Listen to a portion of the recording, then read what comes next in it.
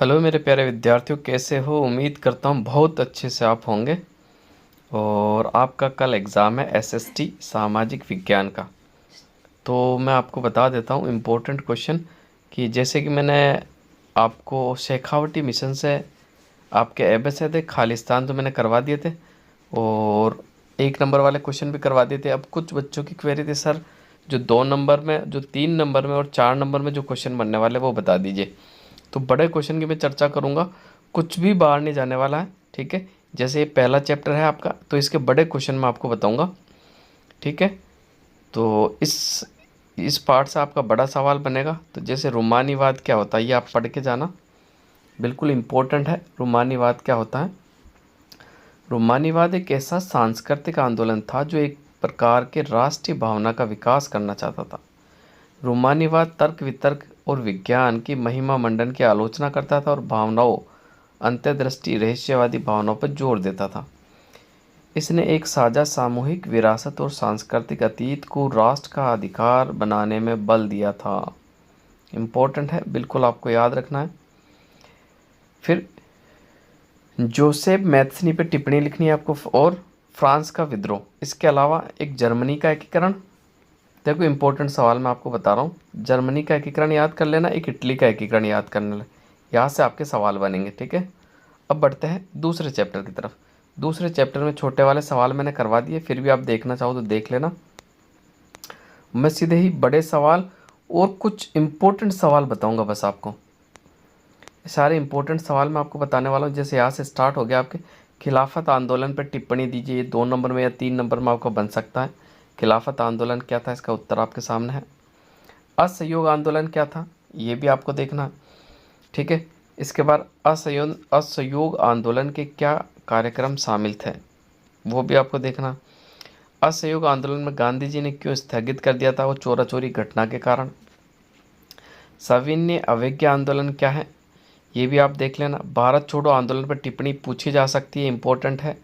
आगे आ जाओ, अगला चैप्टर एबेसेद आप देख लेना, खालिस्तान आप देख लेना। मैं बड़े सवाल बताऊंगा सीधा ही आपको, जो 2 नंबर में मिलेंगे आपको 3 नंबर में मिलेंगे, ठीक है।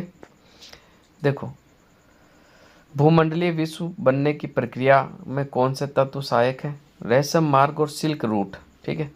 तो इनके बड़े क्वेश्चन आप देख लेना, क्योंकि छोटे क्वेश्चन तो सारे बता चुका हूँ मैं। बड़े क्वेश्चन जो भी है ये इंपॉर्टेंट है आपके। जैसे औद्योगिकरण का युग से स्टेपलर, फूलर किसे कहते हैं, कार्डियक प्रक्रिया क्या है, जेम्स वॉट, भाप वाला इंजन, पहली कपड़ा मिल, जूट की मिल, पहला लो इस्पात संयंत्र। याद रखना मेरी बात को, पहली जूट की मिल, पहली कपड़ा मिल और लो इस्पात संयंत्र। यहाँ से सवाल पक्का बनेगा आपका। इसके अलावा गिल्ड्स क्या थे, इम्पोर्टेंट है, याद कर लेना। गुमास्ता किन्हें कहते हैं, जॉबर कौन होता था, ये सारे इम्पोर्टेंट हैं। आगे बढ़ो, तो देखो मैं इम्पोर्टेंट सवाल, बड़े बड़े सवाल जो है आपको बता देता हूँ। फिर ये मुद्रण संस्कृति आ गया आपका। मुद्रण संस्कृति, मार्कोपोली कहाँ का निवासी था? इटली का निवासी था मार्कोपोली।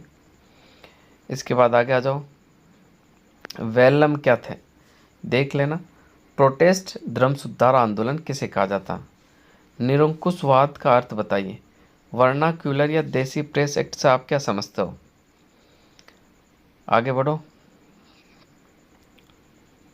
सत्ता की साझेदारी, ये भी इम्पोर्टेंट सवाल है आपका। दूसरी किताब स्टार्ट हो गई है, तो यहाँ से आप खालिस्तान आप देख लेना। छोटे सवाल खालिस्तान ऑलरेडी करवा चुका हूँ, इसका पिछला वाला वीडियो ज़रूर देख लेना आप। बहुसंख्यकवाद किसे कहते हैं, 2 नंबर में बनेगा।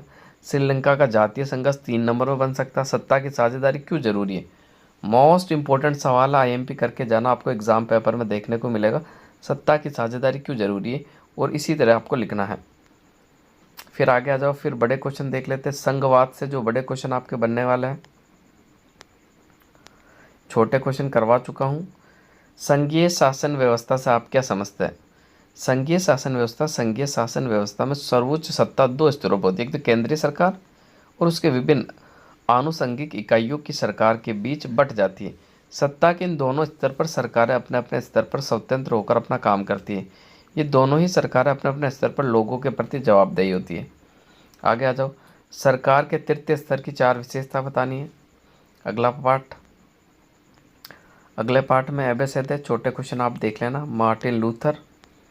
इसके बाद आगे बढ़ो, अमेरिका में नागरिक अधिकार आंदोलन का संक्षिप्त वर्णन, इम्पोर्टेंट सवाल है आपका। फिर आगे बढ़ो, आगे आ जाओ, बड़े सवाल जरूर देखने। सामाजिक भेदभाव की उत्पत्ति के कारणों का विवेचन, इम्पोर्टेंट है आपका। फिर नेक्स्ट आ गया जाति, धर्म और लैंगिक मसले। इसमें आपको देखो क्या ना, देखो मैं आपको बता देता हूँ। एक तो लिंगानुपात की परिभाषा याद करके जाना। क्या याद करके जाओगे? लिंगानुपात। दूसरा, नारीवादी आंदोलन क्या था, इम्पोर्टेंट है। सांप्रदायिकता किसके लिए चुनौती मानी गई, इम्पोर्टेंट है आपका।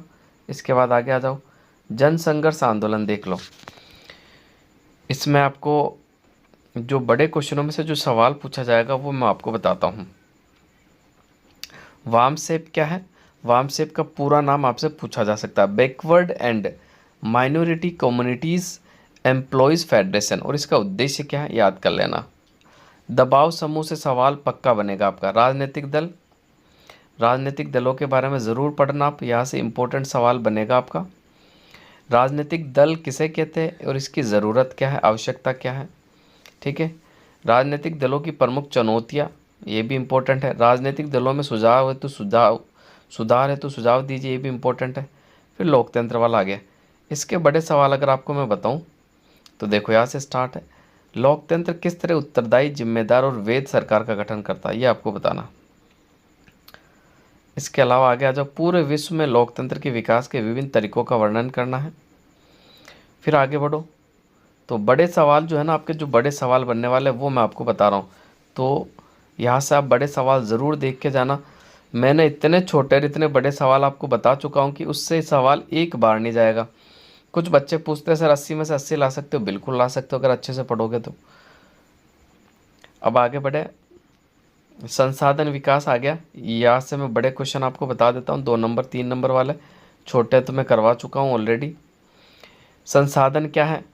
संसाधनों का वर्गीकरण, एक तो उत्पत्ति के आधार पर जैविक अजैविक, यहाँ से पक्का सवाल बनेगा। या तो उत्पत्ति के आधार पर जैव अजैव पूछ सकता है, या फिर समाप्य के आधार पर नवीकरण योग्य और अनवीकरण योग्य, ये पूछा जाना है। आगे बढ़े,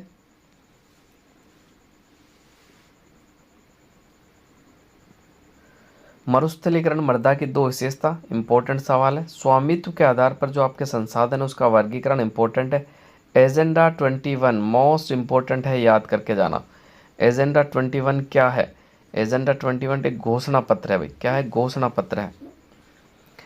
इसके बाद आगे आ जाओ, बड़े सवाल बता देता हूँ। भूमि का निम्नीकरण और इसके नियंत्रण के उपाय जरूर पूछेगा आपसे। जलोढ़ मृदा का निर्माण कैसे होता है, जलोढ़ मृदा की विशेषता याद कर लेना। वन्य जीवों में से बड़ा देख लेते, बड़ा। लघुरात्मक प्रश्न, भारत में बाघ संरक्षण की कोई 3 परियोजना का नाम। पेरियार आपका पड़ता है केरल में, मानस असम में पड़ता है, जिम कार्बेट कार्बेट राष्ट्रीय उद्यान उत्तराखंड में पड़ता है, सरिस्का आपका अलवर में पड़ता है, ठीक है, ये भी आपको याद रखना है। इसके अलावा बक्सा पूछ ले तो पश्चिम बंगाल में पड़ता है। जैव विविधता क्या है, जरूर पढ़ लेना, आसान भाषा में बताया गया है। सुभेद जातियाँ, स्थानिक और लुप्त जातियाँ, यहाँ से सवाल पक्का बनेगा भाई साहब। और ये मोस्ट इंपॉर्टेंट है, शायद कल आपको एबीसीडी में देखने को मिल जाएगा, देख लेना एक बार। बंगाल का शोक कौन सी नदी है, तो बंगाल का जो शोक है वो दामोदर नदी है। आगे बढ़ो, बड़े सवाल भी दिखा देता हूँ मैं आपको। भारत का सबसे लंबा बांध है हीराकुंड बांध, ठीक है। जल स्वावलंबन की आवश्यकता क्यों है, जल प्रबंधन के कोई 3 लाभ, ये इंपॉर्टेंट है भैया, ये याद कर लेना आप। खड़ीन क्या है, प्रकाश डालिए। खड़ीन राजस्थान में परंपरागत एक जल संरक्षण का एक रूप है। खड़ीन वे भूमि होती है जिसमें पहाड़ी भागों में वर्षा काल में बहते हुए जलों को ढालू भाग में, कचालू भागों में कच्ची मेड़ और दीवार बनाकर रोका जाता है। अतिरिक्त जल को इसकी दीवार के एक भाग से निकाल दिया जाता है, इससे लगती दूसरी खड़ीन भूमि से पानी मिल सके। इस पद्धति को मध्यकाल में जैसलमेर के पालीवाल ब्राह्मणों द्वारा बनाया गया था। भांगड़ा नागल परियोजना याद करके जाना। बहुउद्देशीय घाटी परियोजना पूछा जाएगा भाई साहब, मोस्ट इंपॉर्टेंट है, इसके सारे सवाल देख लेना, बहुउद्देशीय योजना से संबंधित। अब आगे आ जाओ, कृषि रिलेटेड या कृषि से सवाल बनेगा आपका, तो ये सारे देख लेना आप, सारे इंपॉर्टेंट है। कि प्रारंभिक जैविक निर्वाह कृषि और वाणिज्यिक कृषि की तुलना कीजिए। गहन जीविका कृषि क्या होती है, भारत में रबी की फसल के उदाहरण और खरीफ के फसल के उदाहरण, ये दोनों रट के जाना। आगे आ जाओ, आगे बता देता हूँ मैं आपको। जूट का उत्पादन बिल्कुल पूछा जा सकता है। रबी और खरीफ की फसल में अंतर भी पूछा जा सकता है। चावल की खेती के बिंदुओं के बारे में आपको बताना, कितनी सिंचाई चाहिए, कौन सी मिट्टी चाहिए। आगे आ जाओ, बड़े सवाल देख लेते हैं अगला चैप्टर आपका। तो यहाँ से स्टार्ट है आपका अगला चैप्टर। देखो तो मैं बता देता हूँ, इसके सारे बड़े क्वेश्चन आपको बता देता हूँ।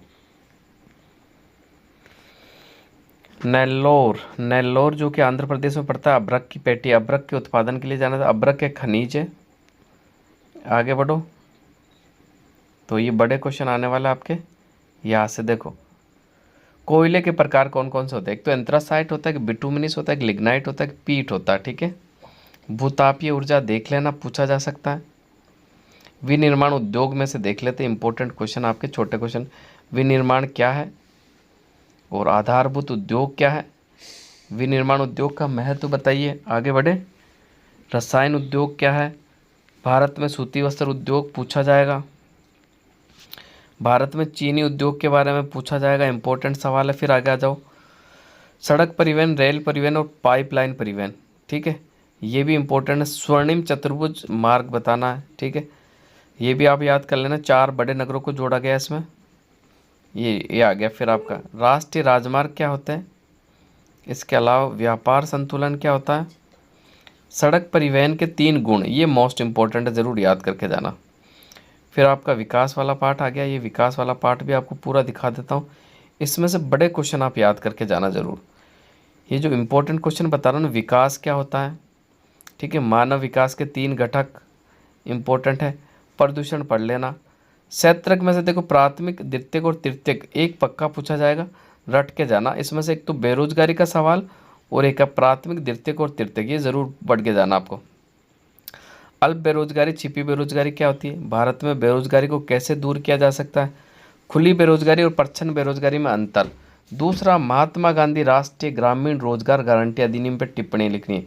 बड़ा अच्छा सवाल है, बिल्कुल याद करके जाना। मनरेगा सवाल यहाँ से बनेगा आपका, पक्का बनेगा। मुद्रा और साख के बारे में बता देते हैं। यहाँ से आपके जो सवाल है बड़े वाले, वो सवाल मैं आपको बता देता हूँ। ये अति लघुरात्मक आगे। फिर बड़े सवाल वैश्वीकरण से देखना कौन से पार्ट के बन रहे हैं। तो ये खालिस्तान आ गया। इसके अलावा बड़े सवाल देखो, ये उपभोक्ता अधिकार, यहाँ से उपभोक्ता किसे कहते हैं। ठीक है, ये सारी चीज़ें आप पढ़ लेना आपको। उपभोक्ता का शोषण क्या होता है, उपभोक्ता अदालत क्या है, सूचना पाने का अधिकार क्या है, तो ये सारा आपको पढ़ना है। तो ये था आपका आज के जो आपके 2 नंबर और 3 नंबर और 4 नंबर के बनने वाले सवाल। तो आप सभी विद्यार्थियों को बेस्ट ऑफ लक। पहले तो मैं आपको कह देता हूँ, कल आपका एग्ज़ाम है। ठीक है, और दूसरा, कल आपका एग्ज़ाम होती है, जो साथी हमारे टेलीग्राम चैनल और व्हाट्सएप पे जुड़े, वो पेपर ज़रूर सेंड करना। और देखो, पेपर आपको आराम से करना, कॉन्फिडेंस। एक बात मेरी हमेशा याद रखना कि एक सवाल भी आपको छोड़ना नहीं है। जैसा भी आता है वैसा करके आना, लेकिन सवाल एक भी मत छोड़ना। सारे सवाल आपको करने हैं, सारे सवाल, ऑल सवाल आपको करके आने हैं। ठीक है, एक भी सवाल आपको छोड़ना नहीं। और उम्मीद करता हूँ आप सभी का पेपर बहुत अच्छा होगा, क्योंकि अपन ने एक बेहतरीन तैयारी कर ली। सारा कंटेंट मैं आपको उपलब्ध करवा चुका हूँ। रात भर अच्छे से पढ़ना, फिर आराम से रेस्ट करके फिर एग्ज़ाम देने आपको जाना है। और एडमिट कार्ड और आपके पेन्स है जो अच्छे से साथ में ले जाना, घर पे ना भूले। तो फिर कल मिलते हैं पेपर के बाद। तो आप सभी साथियों का धन्यवाद।